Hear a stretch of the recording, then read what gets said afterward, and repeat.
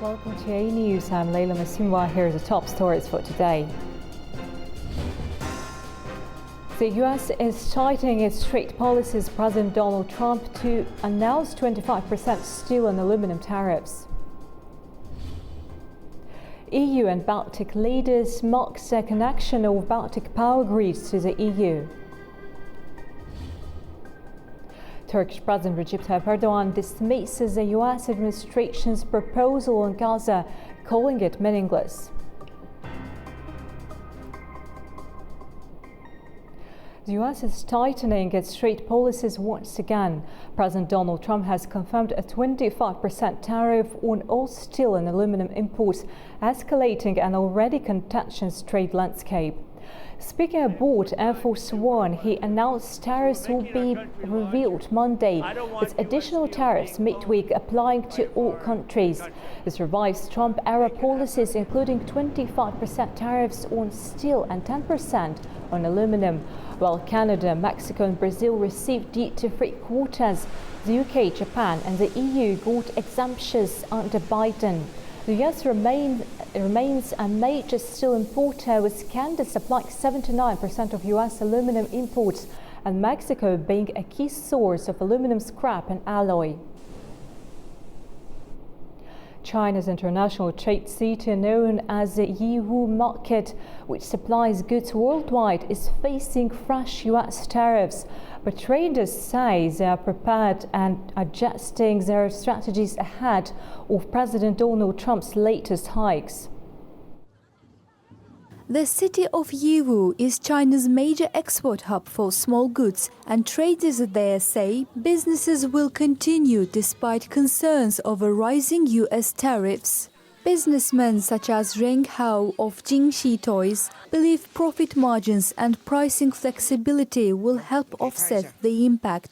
He says tariff increases won't significantly affect his business, as buyers would absorb some of the costs. Adding a 50% will not impact us much. First of all, our product is a high-profit product. For example, if I sell it here for 5 yuan, the wholesalers may give consumers a price of 15 or 20 yuan, because this is standard pricing in the US. Even if a tariff adds 2.5 yuan to 5 yuan a toy, the impact on the end consumer isn't too significant. Additionally, they now have a reason to increase prices for their customers, and they will also try to negotiate with us. For instance, they might say, our tariffs increased, can you cover some of the costs for us? And we would agree. After all, they are long-term clients, so we would support them to some extent. The US accounts for about 80% of our exports. Cheng Haodong, chairman of Baize Group, says his company has adjusted operations already, having anticipated stricter US trade policies. His business was using the de minimis trade loophole, which saw smaller packages being sent through platforms such as Temu and Shein. However, this process has been revoked. We gathered information from various reports, as well as on platforms like Facebook, YouTube, and Instagram. Based on that, we made strategic adjustments for the company in advance. It's not about reacting immediately when a policy is announced. By then, it would be too late to adapt. Meanwhile, China has announced counter-tariffs up to 15% on US goods, set to take effect on February the 10th. As trade tensions escalate, businesses on both sides are adjusting to a rapidly changing economic landscape. The Australian government plans to request exemptions from US steel tariffs and has already raised the matter with former President Donald Trump's administration. Prime Minister Anthony Albanese stated in Parliament. Albanese added that he has a scheduled discussion with President Trump and will ensure the House and the Australian people are informed afterward. Shares of Australian-listed BlueScope Steel climbed nearly 2% amid expectations that its US operations, including the North Star Mill in Ohio, which employs approximately 4,000 people, would benefit from the tariffs. Protests broke out in New York City with demonstrators railing against President Donald Trump's immigration policies.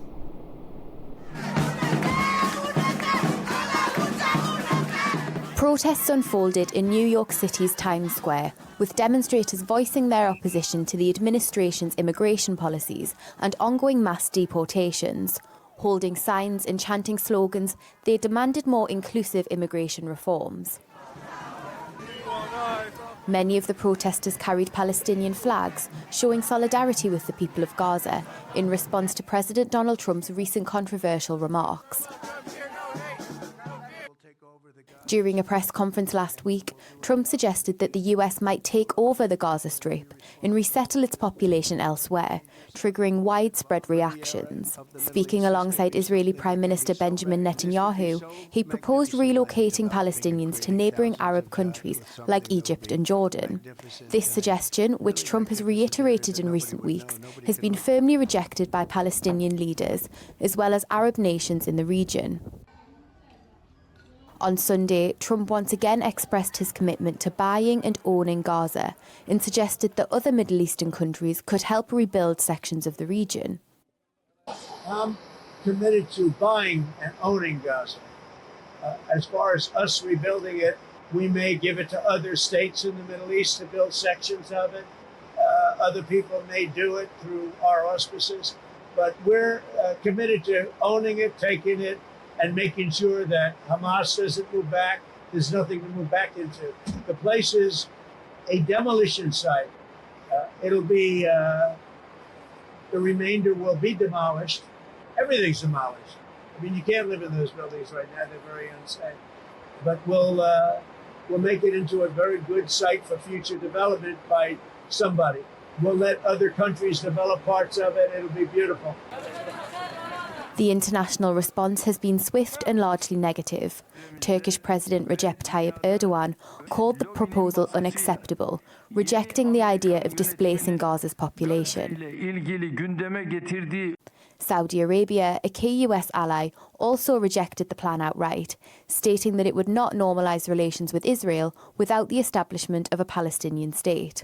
Countries such as China, Germany, Russia, France and the UK have expressed concern, reaffirming their support for a two-state solution and condemning Trump's remarks as a violation of international law.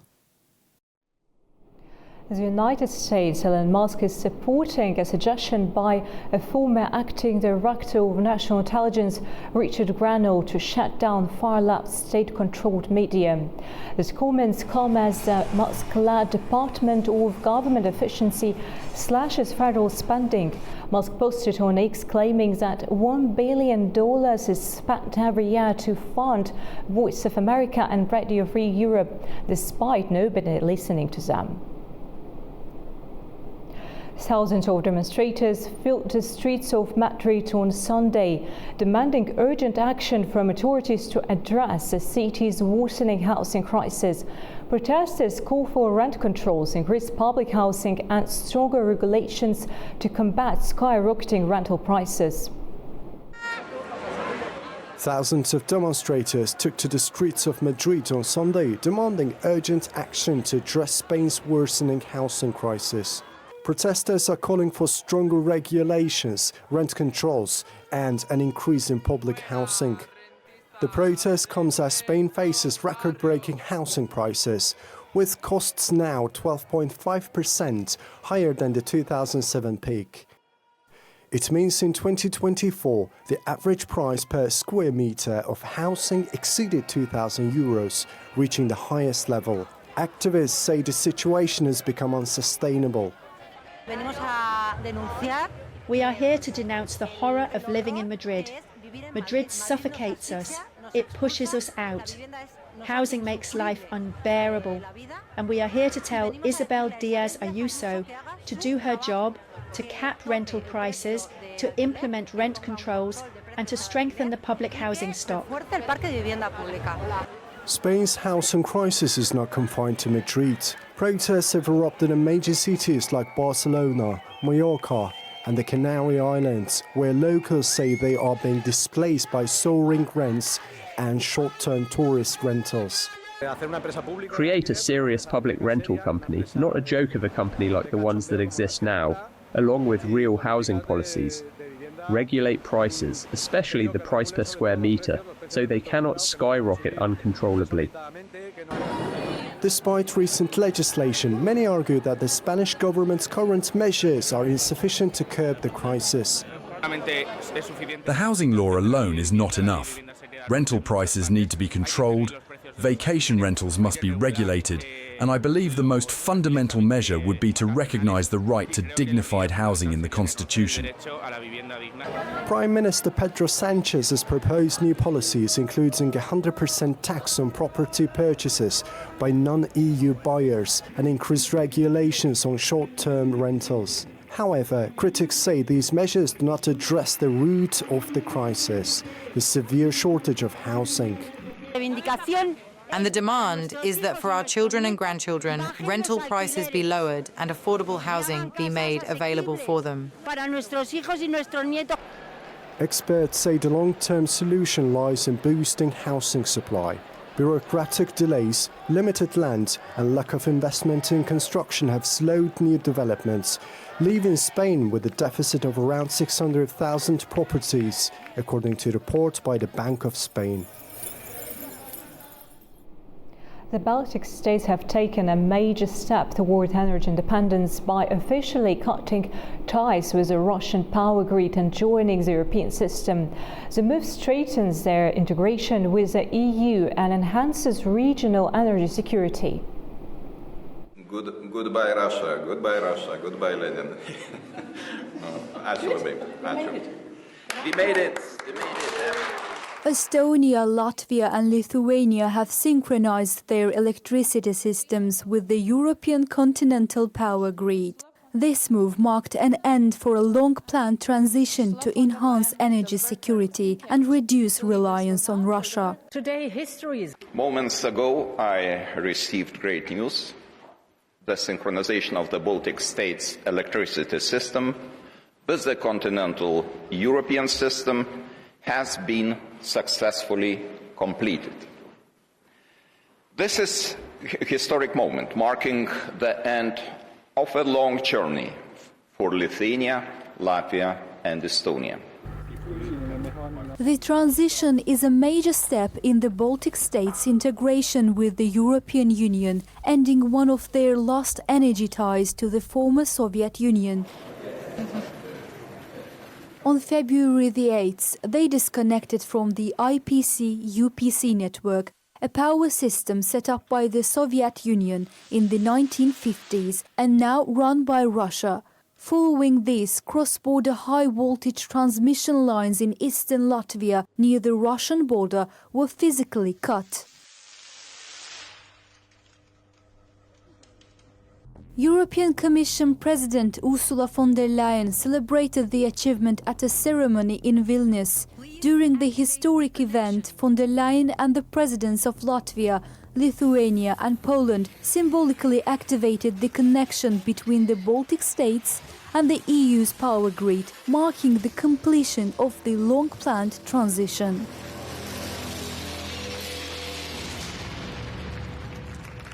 Today is a day to celebrate, because this is about more than energy. It is about European integration. It is about European sovereignty. It is about proving once again that when we come together, we can move mountains. Lithuania, Latvia, Estonia, you are at the heart of Europe. You work tirelessly for this moment. And today, all of Europe celebrates with you. The successful synchronization represents a major milestone in the Baltic nations' pursuit of energy independence. It reinforces their commitment to European integration, while also reduces vulnerability to external energy pressures. Paris has become the center of a high-stakes debate on artificial intelligence as world leaders and tech giants gather to shape its future. The two-day AI Action Summit will tackle governance, competition and security, with major powers taking different approaches to its development. Paris is hosting nearly 100 nations as world leaders, tech giants and researchers gather to shape the future of artificial intelligence. The AI Action Summit, opening at the Grand Palais, is set to address regulation, economic disruption and AI's role in global power dynamics. France, pushing to define a European AI model, has pledged 109 billion euros toward AI development, emphasizing open-source alternatives and energy-efficient computing. Meanwhile, China's DeepSeek, which recently challenged US tech dominance with a cost-effective AI model, has intensified debates over AI sovereignty.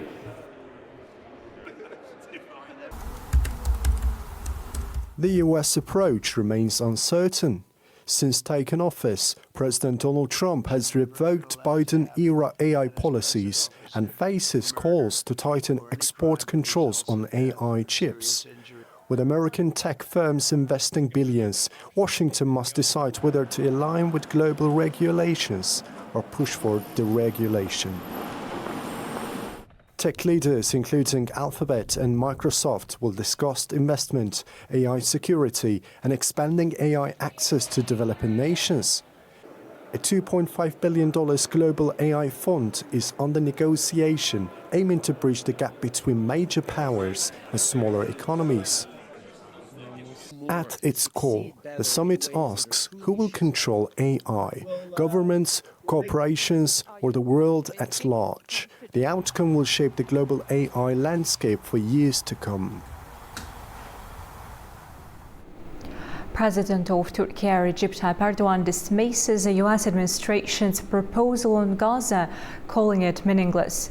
His comment comes as US President Donald Trump says he will take over the strip to develop it. Erdogan says Trump's plan has no merit for discussion. He says that no one can force Gazans to leave their homeland, saying that Gaza, the West Bank and East Jerusalem belong to Palestinians. Trump's proposals facing global criticism. Russia, China, Germany and Saudi Arabia have all rejected it.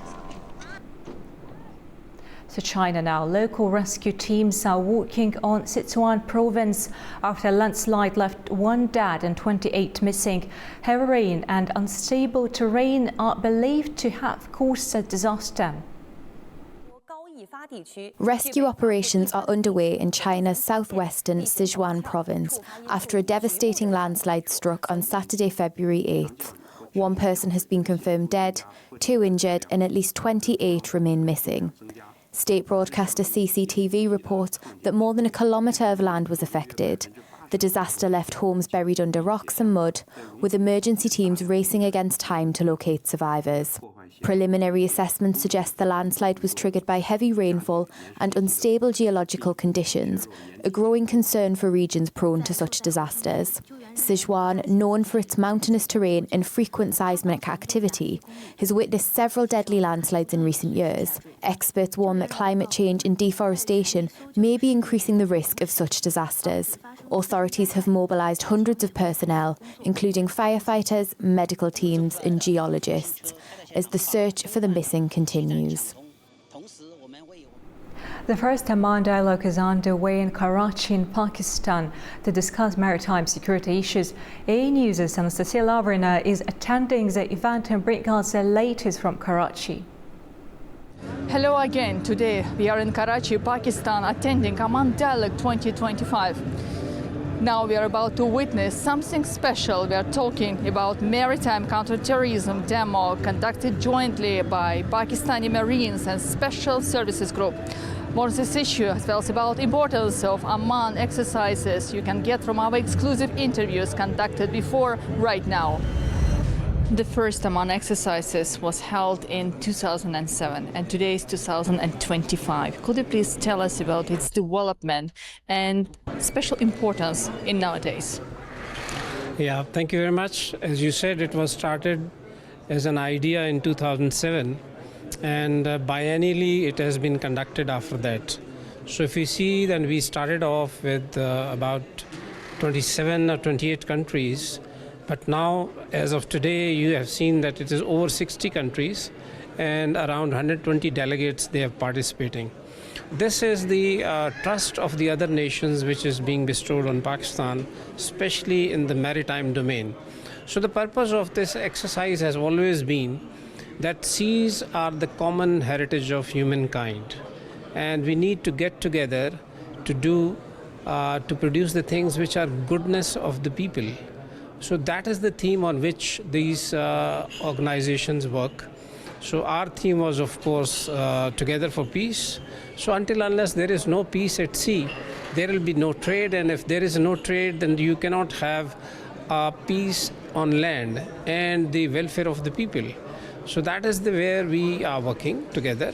And over the period now, it has matured to a level that this time we added the Aman Dialogue. So Aman Dialogue is actually to give a common place to the seafarers, the practitioners, to come up and share their ideas, their experiences, the challenges which they are facing, so that we can collaborate together, make some new strategies, make some special operating procedures, and combined together we can produce good governance at sea, and that is the ultimate aim. Well, maritime security. In the first panel discussion, it was mentioned that this is very important in the development of any transport communication, transport links, and there is a lot of opportunity nowadays, especially in the partnership between Pakistan and Azerbaijan. So where do you see the future perspectives, and how the participation of Azerbaijan in this event benefits the event itself? You see, all the world, they are considered as a maritime nation, even if they are landlocked or not. Why? Because they have the leverage under the UN Convention Law of the Sea, that they can have the sea facilities available. So I think in terms of trade, in terms of economic integration, and in terms of using the sea for benefit of humanity, we have a lot of commons with each other, where we can share the ideas, where we can collaborate, and we can make the people of both the countries to have a better living standards. And if I may ask you a question about the partnership between our countries, in many other spheres, where there is a perspectives for the future collaboration? Yeah, in the future, as we have started with this Aman Dialogue, this is actually the part and parcel of 1.5 diplomacy. In that, we converge the countries to some common grounds, and then we develop some common understanding, and then develop the political will to work together. So these kind of platforms, eventually they translate into political will, and then they translate into some tangible measures in which we can exchange ourselves economically, we can support each other, and we can work together. Thank you very much. That's my pleasure. Thank you. Could you please explain us what is happening here today? Good afternoon, ma'am. As you can see, this site is prepared for maritime counter-terrorism demonstration. This is part of Aman Exercise 2025. And over here, we are exhibiting the skills of our Special Operation Forces operators. We are conducting different evolutions. Right now, if you can see that the skydivers, they have jumped from an aircraft from the height of 8,000 feet, and they are landing in front of the main rostrum. So in this demonstration, we have performed different evolutions, starting from helicopter drop, flights, and anti or counter-terrorism demonstration, in which we have created a situation of or simulation of hostage rescue situation. Our SEALs, also in Pakistan we call them SSG Navy, they have exhibited their skills. They entered into the field from sea, air, and land. It was a coordinated attack, coordinated evolution, and we have safely evacuated the hostages from the captivity of the terrorists.